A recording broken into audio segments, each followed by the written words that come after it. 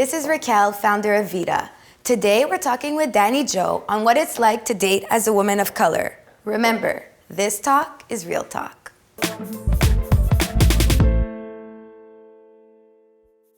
Certain white men would want to experience what it is like to date a black woman, more particularly to sleep with a black woman, because of one, how over-sexualized the black female body is, due to obviously historical reasons, due to the fact that culturally as a people, our music allows us to move our bodies in certain ways, in very sensual ways that initially weren't sexual, but became sexual with time. I think the way that our bodies are shaped.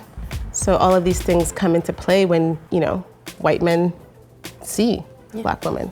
So I guess it's always like a something in the back of your head when you get approached by a white man. It's like, is he there for the fetish or is he there for real? Yeah, and I had told you, like, I had this guy that I dated, I wonder if he's gonna watch this, that had only dated black women who... I think that's when the red flag and the red alarm goes off. It's like, you only dated black women. That kind of look like me. Yeah. Oh, even that are worse. from my region. Oh. He's like, well, I just like your structure and your face. I'm like, no, dude, you're weird. Yeah. You know?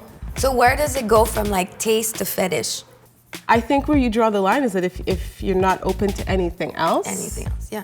Then it's, for me anyway, it's most probably a fetish.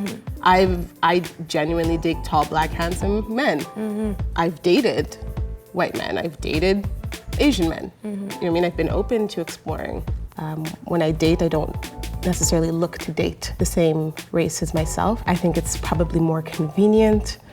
I think there's a certain shared reality and experience there, particularly for people of color, that you can seek comfort in. You don't have to explain what it's like to have a racist experience at work. You don't have to explain what it's like to, you know, have a friend make a certain remark, because your partner already knows. Do you know what I mean? And when you're in an interracial relationship, there's a level of explaining compassionately, but explaining what it's like to live my reality. And sometimes they might, I would imagine they would never even understand. Yeah, they can understand, but they can't relate. Exactly. So there's this whole like angry black girl stereotype.